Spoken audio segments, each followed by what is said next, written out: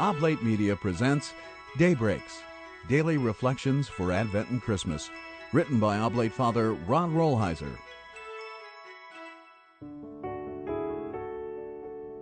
Pierre Teilhard de Chardin was a man of hope.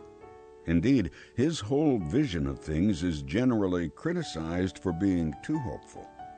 So, in trying to explain hope and Advent, allow me a Teilhard story. Teilhard was a scientist, but he was also a priest, and a man whose ultimate vision of things was formed by the Gospels. Central to his system of thought was his rock-bottom belief that ultimately all of history, cosmic and human, would come together in Christ into one community of life and love. Yet he was surrounded by colleagues, both Christian and secular, who had a far less hopeful view of things.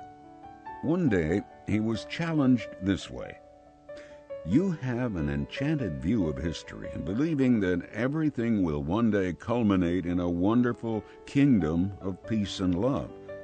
But suppose we blow up the world in a nuclear war. What happens to your schema of things then?" His response to that question is a textbook definition of hope. If we blow up the world, it will be a great tragedy, because it will set things back millions of years. But history will still culminate one day in a kingdom of peace and love, not because my theory says so, but because God promised it. In the resurrection, God has shown the power to bring this about, despite the things we do.